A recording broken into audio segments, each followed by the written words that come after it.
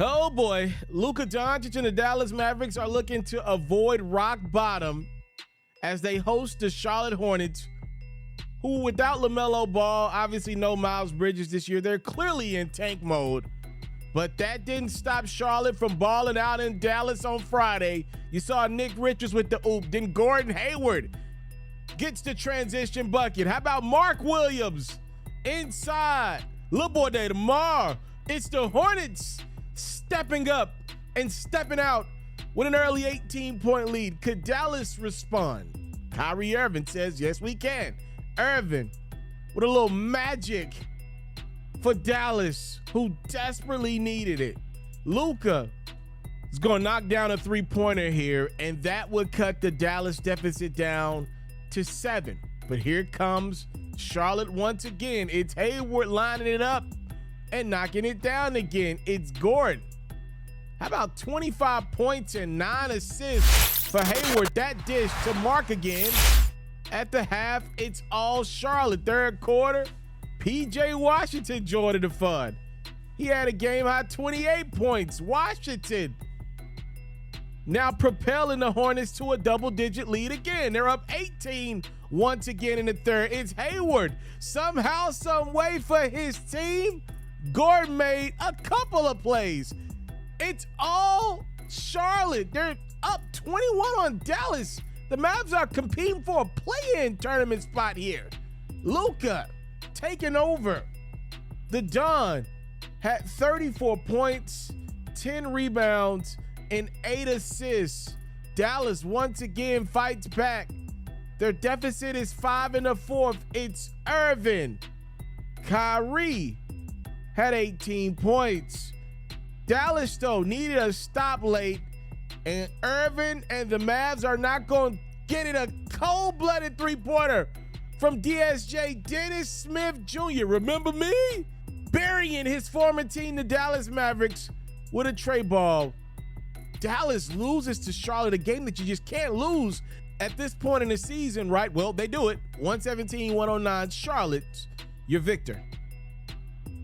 So obviously for the Dallas Mavericks fans, they weren't going for that. Losing to the Charlotte Hornets the way that they did at this point in the year, not even being competitive in spots in this game. There were boos ringing throughout this basketball game, and Mavericks head coach Jason Kidd said, we probably should have been booed in the first quarter. Luka Doncic spoke about what's been an abysmal second half of the year. He said, I think you can see it with me on the court. He's speaking about being frustrated. Sometimes I don't feel it's me. I'm just out there. I used to really have fun, smile on the court, but it's just been so frustrating for a lot of reasons, not just basketball. Hang on to that comment. I want to talk about that more. And then I want to talk about what Kyrie Irving had to say after this game. When asked about the boos, Irving said, I've been in New York City, so I know what that's like. You obviously want to play well, but it's only 5 people on the court that can play for the Dallas Mavericks. If the fans want to change places, then, hey, be my guest. You got years of work ahead to be great enough to be on this level. Okay, this is ridiculous on so many levels. Give me about 10 minutes on my shot clock. I'm about to cook. On the menu today is the Dallas Mavericks. We're cooking stew. They're cooked. This is done. All right, this is over. Once again, Kyrie Irving joins your team, and it goes down the drain. And I don't want to hear all this because I've been saying this for years now. Phenomenal basketball player, awful teammate. Yeah, all you NBA players around the league that have went to war for Kyrie Irving and talked about, I think Andre Iguodala said he's like the greatest point guard of all time or something like that he's ever seen. Yeah, you're ridiculous. Being a teammate matters. I am from Memphis, Tennessee. Do you know how many dudes I didn't hoop with up the street that were good at basketball that should have been playing high-level high school ball and could have made a D1? Well, guess what? They didn't have the grades. Kyrie Irving is a sensational hooper. He don't have the teammate skills to lead. We have example after example of Kyrie Irving failing as a leader, and the Dallas Mavericks are no different. I want to hold on to Kyrie, though. I could cook about Irving all day. I want to hold on. We're going to talk about those comments that Kai made about the fans in a minute, though. I really want to get to something because Kyrie Irving crapping on the fans is nothing new to me. We're going to talk about it, but hold on. Luka said something that I thought was very important. He said it's the most frustrating he's been playing basketball. And he did admit there's some things going on in his personal life that obviously I or you are not privileged to, and I don't know what that's about. Here's what I know. Basketball, oftentimes for these players, is their refuge. And whatever Luka's got going on in his personal life, more power and more blessings to him, I know basketball ain't helping right now. And one of the reasons why is the Dallas Mavericks, their owner, Mark Cuban, made a trade. It was a shot in the dark to go get a potential all-star teammate for Luka Doncic years going forward. And so far, it ain't working out. Kyrie is not working out for many different reasons. I don't know exactly if Luka can flip the switch with this team because I think a lot of people within that Dallas Mavericks organization slept on how good Spencer Dinwiddie can be, how hard Dorian Finney-Smith plays. You got to also look at it from this perspective. The Dallas Mavericks also got Markieff Morris in this trade as a throw-in with the Brooklyn Nets. He's been nothing for Dallas. He ain't even playing pretty much. This has been an awful trade for the Mavericks so far. I understand why they did it. I think at the time I told y'all I will refrain from giving my opinion to see how it plays out. This was a 4-month rental because Dallas wanted to try to make a chance at a championship. And I still stand by what I say. With Kyrie Irving and Luka Doncic, you give yourself a chance to win any playoff series that the NBA has to offer this year from any team. They can beat anybody, but they also can lose to any team, and they can also lose 4-0. They can get swept by anybody in the playoffs. That's what the Dallas Mavericks are. Kyrie Irving has not equated to a lot of regular season wins for quite some time. Matter of fact, since his first year in Boston, if you want to be honest about it. And there's a track record of Irving not being the greatest teammate. And now Luka Doncic is frustrated. He's not the first all-star guy next to Kyrie to be frustrated. Remember, just 10 months ago, Kevin Durant demanded a trade out of Brooklyn, away from Kyrie Irving and the Nets. Okay, before that, I mean, the Boston Celtics wasn't a great situation for Kyrie either. I mean, the Cleveland Cavaliers, do you remember that? How it ended with LeBron? I mean, this is his life. This is how Kyrie Irving's career has played out. Everywhere he goes, he brings a sensational tease to your franchise. But the reality of Kyrie is he doesn't play defense at all. We don't even talk about the fact that you get this phenomenal bucket getter, but he's not going to even try on defense. He is a guy that, to me, from a playmaker standpoint, I feel like defenses, when Kyrie Irving makes these sensational shots, I feel like defenders are kind of like, you know what, that's just Kyrie being Kyrie. Nothing I can do about that. You live with it. It doesn't change your defense the way Kyrie Irving plays. Also, you look at it from this perspective. Kyrie Irving hasn't been the healthiest version of himself. As a matter of fact, he's dealing with plantar fasciitis right now, which obviously an injury is an injury. I'm not knocking the brother for getting hurt.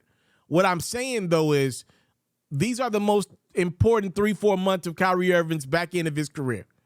If he can't stay healthy, he was not able to stay healthy while Luka was hurt. Luka was battling with injuries, but Luka gave the Dallas Mavericks an all-star, a legendary first half of the year, though, to put them in position to be in the playoff contention. They traded for Kyrie to try to give them a shot to get through about the month of February and the month of March. Luka goes down in February. Kyrie Irving is battling with injuries as well. He played some, not all.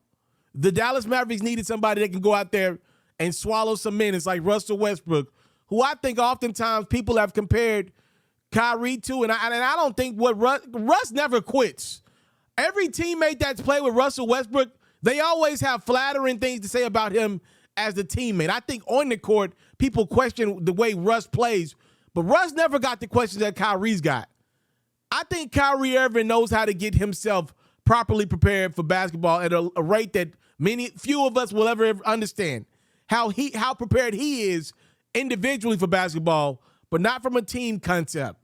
He has not done what the Dallas Mavericks needed him to do. They needed him to go out and win some games, swallow some minutes, and be the guy even if Luka went down. And Kai has not been able to do that job. Not what Dallas needed it. This dude is looking for a $200 and some million extension from the Dallas Mavericks in a few months' time here, and I don't think he's going to get it. I don't. And I think it's all or nothing with Kyrie, too. His ego won't allow him to sign a contract less than the max. I believe that, by the way. I don't know that, but I believe that, by the way. I don't believe there'll be a middle ground with Kyrie in Dallas. I believe it's either they offer him a max extension, which he believes he deserves, even though with Kyrie Irving on your roster right now, you don't win more games. And I don't believe bringing in a third star would help anything. I don't believe that. I don't believe, but here's what I believe. Let's say you went out and signed a center. I don't know who's on the market this offseason. Matter of fact, I'll just throw a name out there. This guy recently signed, let's just say DeAndre Ayton was a free agent this offseason. And the Dallas Mavericks went and signed DeAndre Ayton this offseason.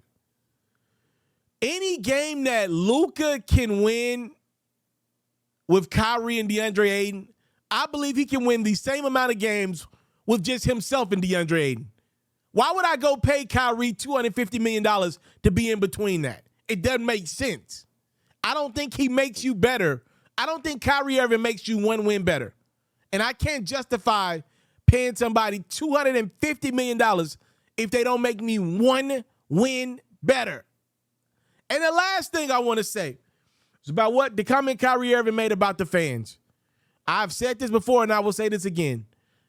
I know, these are some of the greatest basketball players in the world, but they're providing a service for us. I think they've forgotten that. These guys don't have to go around and promote the NBA in their offseason like actors got to do movies that they got coming out. When you get to the Denzel level where everything you do is great, you don't have to promote nothing. But everybody else ain't Denzel Washington. Everybody else ain't Mark Wahlberg, Johnny Damon. When you get to that level, you don't have to promote your movies. They sell themselves. For all of us, though, if we're providing a service, we got to market it. We got to do advertisements. We got to promote our product. I make videos all day. I got to promote my videos if I believe in them. Kyrie Irving, I would argue, is the worst teammate, not only in the NBA in regards to guys he plays with, but as a partner of the NBA.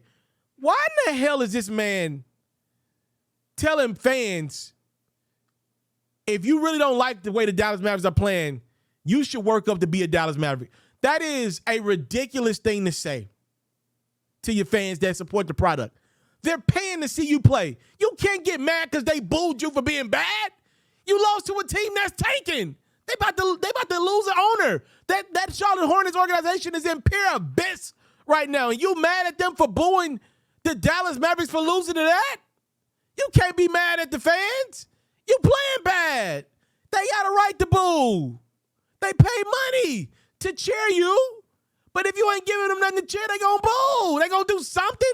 What, you just want people to sit there like they watching tennis? Ooh.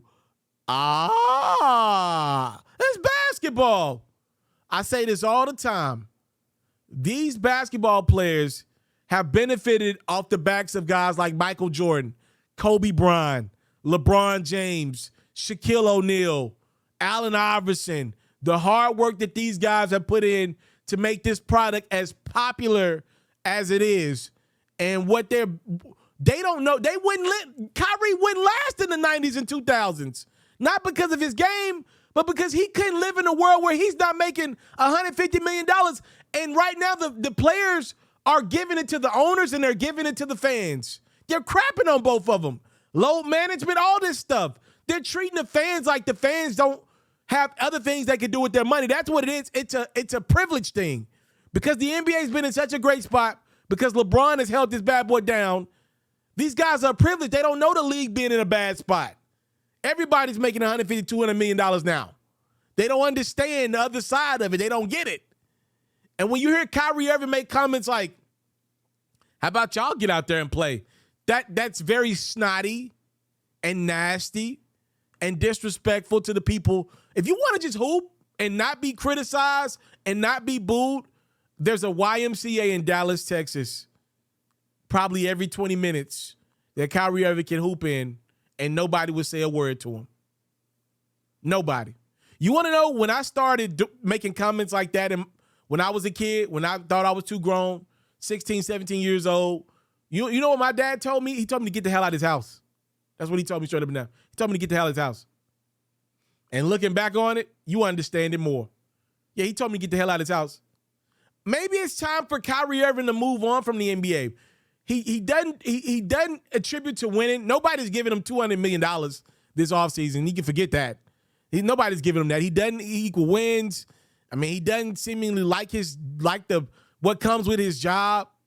How about you do yourself a favor and just move on, bro? Like, if you think that of the fans, you trying to tell fans to go out there and be an NBA player because they booing you, because your team suck. Maybe it's time to move on with your life, bro, and do something else. You don't like your job. You have a phenomenal job. You play basketball for a living, bro. You're not a rocket scientist.